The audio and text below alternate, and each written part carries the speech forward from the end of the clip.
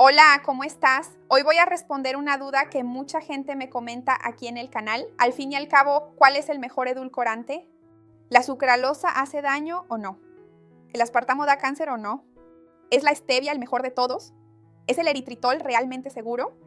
Si ya te has confundido con tanto edulcorante disponible y no sabes cuál es mejor para cocinar o cuál ponerle a tu café, si lo pueden usar niños, embarazadas, te va a encantar este video. Es un manual de los edulcorantes. Quédate hasta el final, no te lo querrás perder. Antes de empezar, quiero preguntarte si usas edulcorante, ¿cuál de ellos utilizas? O si no usas nada para endulzar en tu día a día. Si usas azúcar, ¿qué tipo de azúcar? Me encantará leer tu comentario. Escríbeme aquí abajo en los comentarios y ve dejando tu me gusta en el video. Investigué mucho para hacer este video, así que tu forma de retribuirme es dejando tu me gusta. Eso me motiva mucho aquí en el canal. Y también le muestra a YouTube que apoyas y confías en mi contenido. Si conoces a alguien que también tenga dudas sobre edulcorantes y cuánta gente las tiene, envíale este video. Vamos a ampliar esta cadena del bien. Cuando pensamos en edulcorantes, pensamos básicamente en 4 funciones. La primera es endulzar esa bebida del día a día: té, café, algún jugo más ácido que tomemos, un batido. La segunda es endulzar un postre frío, como un yogur, mousse, helado, gelatina o un flan que no necesite cocción. La tercera es el edulcorante que va al horno o al fuego, para hacer un pastel, una galleta, un almíbar o un dulce cremoso. El cuarto uso del edulcorante es precisamente como un alimento que dará estructura a la receta en lugar del azúcar. Cuando piensas en el azúcar común de una receta, al añadirlo no solo endulza. El azúcar da volumen a la receta, da textura, da color, caramelización, suavidad, esponjosidad, estructura e incluso retiene la humedad. Entonces, dependiendo del edulcorante que uses, no lograrás eso en las recetas. Por ejemplo, hay edulcorantes que alcanzan el punto de almíbar, que caramelizan, que quedan como un almíbar de flan brillante, y hay otros que no, solo endulzan, pero no logran aportar esa humedad, esa caramelización a las recetas. Así que, dependiendo del edulcorante que uses, tendrás resultados culinarios diferentes también. Antes de empezar a hablarte de los principales tipos de edulcorantes que usamos a diario, tengo que darte una advertencia muy importante sobre la cantidad que se utiliza. Claro que cada uno en exceso puede traer perjuicios diferentes, hablaré de eso de forma más específica para cada uno. Pero algo que ya te digo es que no uses edulcorante como si, por no tener azúcar ni calorías, fuera de libre consumo. Un alimento sin calorías no es necesariamente un alimento que puedas añadir libremente. Los edulcorantes tienen un límite diario superior de uso determinado. ¿Y hay personas que no se toman esto en serio? Hay personas que no miden el edulcorante en gotas, lo miden a chorros. Y lo digo en serio, no es broma. Conozco gente que al ponerlo en el batido, en el café, dice 1, 2, 3 chorros. No se debe hacer así. Tenemos que contar las gotas. Y sé que a veces puede ser un proceso de readaptación porque como el edulcorante es más dulce, en algunos casos que el propio azúcar, su propio paladar puede estar ya viciado con ese sabor ultra dulce del edulcorante. Este es un punto importante para intentar readaptar tu organismo, porque ese sabor ultra dulce, en realidad, no lo vas a encontrar en preparaciones naturales y el cuerpo puede acostumbrarse con el tiempo. Ese ultra dulce del edulcorante no lo encontrarás en un mango, en una fresa, en un alimento natural con el que preparen un dulce casero. Y es importante que reeduquemos nuestro paladar también. Hablemos ahora de los principales tipos de edulcorantes, que sé que es lo que quieres y cuál elegir según tu propia situación. Empezaré hablando de la sucralosa porque es un edulcorante muy famoso y muy utilizado en el día a día. Es uno de los más usados porque para mucha gente es el que más recuerda al azúcar en el sabor, endulza mucho, así que podemos usar poca cantidad. Y como funciona bien normalmente en bebidas, té, café, yogur, en recetas, así que muchas personas lo tienen en su día a día y lo usan a diario. Entonces algunos me preguntan, Patricia, ¿puedo llevar la sucralosa al fuego, al horno para cocinar? Siempre dependerá del fabricante, así que es algo que siempre tendrás que leer en la etiqueta del edulcorante, porque puede tener alguna combinación específica, ya que cuando la sucralosa se usa junto con polioles, suele tener una mayor estabilidad al calor. Hay algunos estudios que dicen que la sucralosa pura a altas temperaturas puede liberar algunos compuestos no deseables para el organismo. Así que, una vez más, mira la etiqueta del producto, porque si es apto para cocinar dirá apto para horno y cocina. Ese ya es un consejo muy bueno para que lo sigas. El punto práctico del día a día es pensar también en el tema de la cantidad, porque algunas personas reportan sensibilidad intestinal con la sucralosa. Hay gente que siente que el intestino funciona diferente, siente cierta intolerancia en ese sentido. En la práctica, lo que manda es tu cuerpo. Si la usas y no tienes ningún problema, tranquilo, no hay problema alguno. Hay personas que, según estudios antiguos, dicen que la sucralosa puede aumentar las ganas de comer más dulce porque el sabor de la sucralosa es muy dulce. Entonces, ese tema del ultradulce que te mencioné, si empiezan a echar chorros de sucralosa en la comida, en las bebidas, tal vez eso vaya enmascarando tu lengua, tu paladar respecto al dulce y haga que busques mucho ese sabor dulce. Si aunque usando sucralosa logras tener control, no sientes esas ganas exageradas de comer dulce y controlas el resto de tu alimentación, está bien, no hay problema. Pero si sientes que al usar sucralosa esto está cambiando tu relación con el dulce y terminas buscando más dulce en otros momentos, a veces incluso con dulces con azúcar, vale la pena que te replantees si vale la pena usar sucralosa o no. Desde el punto de vista culinario endulza súper bien, pero no da ese punto de almíbar. Y no es un edulcorante que vaya a dejar tu pastel esponjoso y húmedo. Hay gente que dice, la receta quedó dulce pero no tiene consistencia de pastel cuando usé sucralosa. Y ahí vale la pena ver qué prefieres más, el sabor o el tema de la consistencia de la estructura de la masa. Recordando que hay uno que funciona súper bien, del que te hablaré más adelante, para preparados culinarios. Hay un edulcorante que a menudo se vende junto con la sucralosa. Cuando miras la etiqueta, no solo en el edulcorante en sí, para usar en jugos, café y demás, sino en alimentos procesados, bebidas, refrescos, yogures, que es el acesulfame K, el acesulfame potásico. Es un edulcorante que no vas a comprar en la farmacia o en el mercado, un envase de acesulfame K, pero está en muchos productos que consumimos a diario, porque ayuda a estabilizar el sabor y suele tener un buen rendimiento en productos procesados y es estable al calor. Entonces, solo si lo compraras, deja un regusto algo metálico, pero como a menudo se usa con sucralosa, se complementan muy bien. Así que es interesante mirar las etiquetas de los alimentos para ver qué tipo de edulcorante estamos consumiendo. En términos prácticos, funciona bien en recetas, tanto que se usa mucho en la industria alimentaria, pero sigue habiendo ese tema. No porque sea cero puedes usarlo a voluntad, pero como tampoco vas a comprar acesulfame K en tu ciudad, es algo menos por lo que preocuparse. El único tema es que, como está presente en los yogures, en las bebidas, en los refrescos y otros productos, es importante prestar atención a la cantidad que consumes, porque hay mucha gente que dice: cambié el refresco por refresco cero, así que puedo beber todo lo que quiera, y no es exactamente así. Hay edulcorante ahí, así que tenemos que controlar eso en nuestro día a día, no porque sea cero está permitido. Ahora hablemos del aspartamo, que es uno de los más polémicos de la historia. Endulza súper bien y tiene un sabor agradable, sobre todo cuando lo usamos para bebidas frías, para dulces fríos. No es recomendable para cocinar porque no es muy estable a altas temperaturas. Así que no se recomienda recalentar el café al que ya le pusiste aspartamo o hacer un pastel con él. Normalmente no funciona muy bien en ese sentido. Ahora, mucha gente le tiene miedo al aspartamo, miedo de que cause problemas de salud, cáncer, de que esté contraindicado.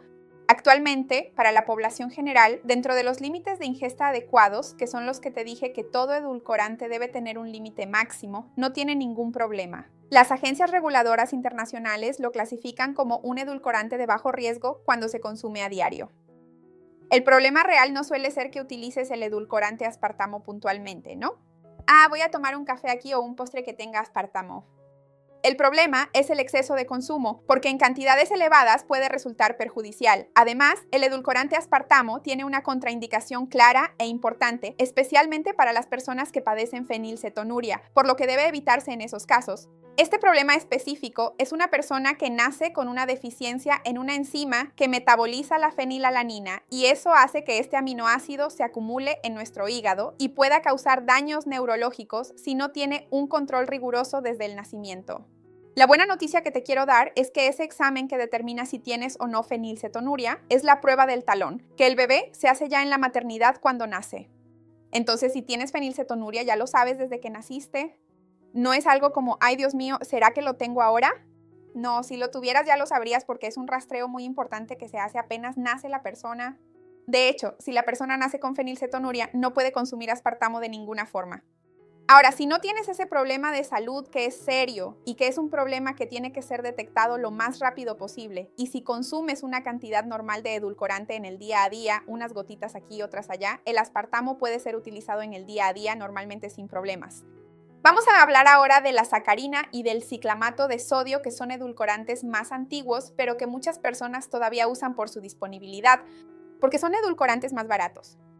La sacarina tiene ese famoso gusto metálico que a muchas personas les molesta, principalmente cuando se vende sola. Mezclada muchas veces con otro edulcorante se vuelve más tolerable y termina siendo relativamente estable al calor.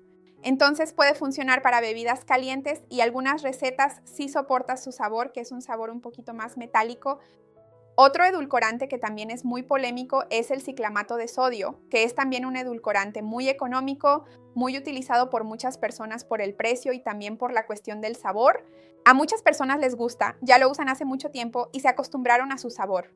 Esta cuestión del ciclamato puede ser un poco más polémica porque en la década de los 60 del siglo pasado se hicieron unos estudios con ratas en los que ofrecieron unas dosis muy altas de ciclamato, fuera de la realidad, mucha cantidad de ciclamato por kilo de peso, y las ratas tuvieron una mayor probabilidad de desarrollar cáncer de vejiga. Por eso en algunos países fue prohibido en aquella época y nunca más se revisó eso, se quedó hasta hoy prohibido. Ahora está permitido en varios países, está permitido en Europa, en Brasil, en Australia, en Canadá. Entonces, dentro de la cantidad segura, básica, que es lo que siempre te vengo diciendo aquí, y si es legalmente comercializado en tu país, normalmente no hay problema ninguno que consumas el ciclamato de sodio. Ahora, si no te sientes cómodo porque conoces ese estudio, existen varias otras opciones para que varíes a lo largo del día.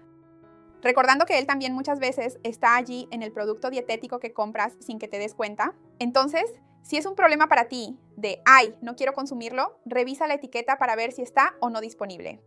Solo quiero hacer una aclaración aquí sobre el ciclamato y la sacarina, porque viste en el nombre ciclamato de sodio, sacarina de sodio, contienen sodio en su composición. Y una vez más, si consumes una gran cantidad de ellos a diario, ¿será que eso aumenta tu cantidad de sodio en dulces en un alimento que no pensarías que tiene sodio? Entonces esa es otra cuestión para que lo pienses si es un problema para ti o no. Hablemos ahora de los favoritos actualmente. Los azúcares de alcohol, los polioles, xilitol, eritritol, sorbitol, maltitol, que son estos edulcorantes que cada vez más se están utilizando porque son edulcorantes naturales, dan un aspecto culinario interesante. Incluso se parecen visualmente al azúcar, son unos granitos blanquitos así medio transparentes. Entonces dan textura, dan volumen, dan sensación de azúcar en la receta.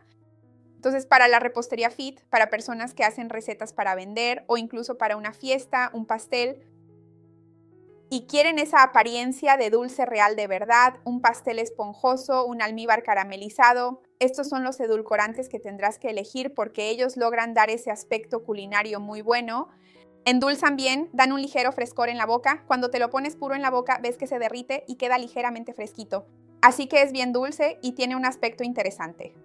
Ahora bien, fermenta mucho en el intestino. El xilitol, básicamente incluso el sorbitol y el maltitol, fermentan mucho, atraen mucha agua al lumen intestinal. Y si tienes más sensibilidad o si consumes una cantidad grande, puede darte algún tipo de diarrea, gases, malestar intestinal. De todos estos, el que normalmente funciona mejor es el eritritol, al que la gente tiene más tolerancia y por eso muchas veces la gente también compra mezclas de stevia con uno de estos, con eritritol o con xilitol, para que logres a veces diluir un poco, por así decirlo, el edulcorante. Puede ser una opción interesante. Vale la pena decirte que muchas personas los consumen sin tener diarrea también. Una vez más, todo dependerá de la dosis. Incluso este edulcorante, que es natural y es más parecido al azúcar, en exceso puede hacer daño al intestino porque puede fermentar más. Una vez más, siempre cuidado con la cantidad. Estos edulcorantes funcionan súper bien para hacer almíbar, almíbar de flan, ese almíbar que se carameliza de verdad. Funcionan bien para que hagas helado casero, pastel casero, en fin, cualquier cosa en la que pienses que usarías azúcar, este encaja bien y cumple ese papel muy bien. Vale la pena decir que este tema que mencioné de gases, distensión e incluso diarrea son muy particulares. Hay personas que consumen y sienten todo eso y hay personas que consumen y no sienten absolutamente nada. Y el consejo que te doy es, si vas a empezar a consumirlo, observa tu intestino si tuviste más sensibilidad o no. Si te pasó, cámbialo por otro que te dé menos problemas, para que no tengas esos problemas intestinales que son tan desagradables. Por último, tenemos los edulcorantes más naturales que existen, la stevia y el fruto del monje. Te recuerdo que tengo videos de cada uno aquí en el canal. Por si quieres saber más detalles, voy a dejar aquí abajo una lista de reproducción sobre tipos de azúcar y edulcorantes, donde hablo de varios aquí. Entonces, la stevia obviamente es muy mencionada y muy buscada por su altísimo poder endulzante, por ser estable al calor, y a mucha gente le gusta la idea de que sea natural, de la plantita.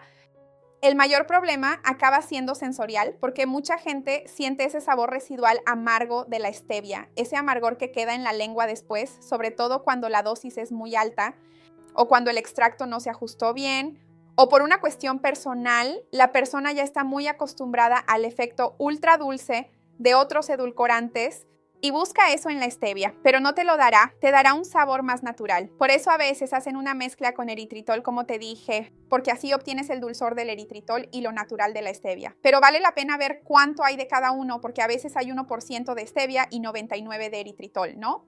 Así que fíjate si realmente estás comprando lo que buscabas. El monk fruit, también llamado fruto del monje, cada vez más ha sido utilizado. Creo que tiene el sabor más redondo de todos para muchas personas. Y es muy interesante porque a menudo también viene mezclado con eritritol. Entonces, una vez más, observa la proporción, porque a veces crees que es solo fruto del monje, pero en realidad compras una mezcla. En realidad compras una mezcla con mucho poliol que puede causar problemas intestinales. También sirve para recetas, pero mira la etiqueta. Porque si buscas uno puro, a veces será más caro, hay que ver si compensa. Muchos quieren saber, Patricia, ¿se permiten los edulcorantes en embarazadas, lactantes o niños? ¿Cómo funciona?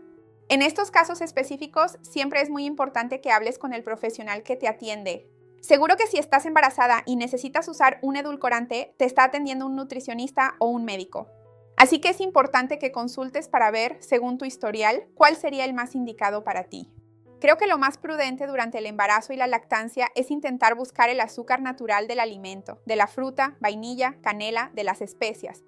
Y si es realmente importante para ti, a veces eres una embarazada diabética, necesitas algo dulce de vez en cuando, un edulcorante, habla con tu médico, que te atienda en persona, según tu perfil, tu nutricionista o médico te lo indicará personalmente. Y en el caso de los niños, lo mismo. Lo ideal es intentar acostumbrar a los niños desde pequeños al dulce natural de la fruta, no sustituir el azúcar por un edulcorante ultra dulce que viciará su paladar. Pero es obvio que también hay niños con diabetes tipo 1, niños que desarrollaron algún problema que requiere edulcorante. En ese caso siempre es importante hablar con el profesional que los atiende. Un detalle que quiero dejarte aquí para que te fijes es que si estás sustituyendo el azúcar para mejorar el control del azúcar en sangre, evitar los picos de glucosa, recuerda que muchas veces solo quitar el azúcar no te ayudará solo con eso, porque si sustituyes en un pastel el azúcar por edulcorante, pero sigues usando harina blanca en mucha cantidad, chocolate en polvo, no te ayudará porque eso se comporta como azúcar en tu organismo. Así que lo ideal es que tengas esta visión de que existen alimentos que rápidamente se vuelven glucosa y lo que el cuerpo absorbe allá en el intestino no es el azúcar o la harina o la pasta, es la glucosa. Entonces, si el alimento que consumes en exceso se termina convirtiendo en glucosa, en muchos casos simplemente estás haciendo un cambio que no sirve de nada sin una diferencia real en el resultado.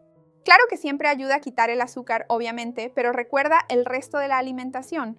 Ningún edulcorante compensará el exceso calórico, sedentarismo, dieta ultraprocesada, exceso de carbohidratos simples con alto índice glucémico. No es eso lo que quiero decirte. El edulcorante es una herramienta, pero no es una solución mágica para que resuelvas todos tus problemas. Sería bueno si lo fuera.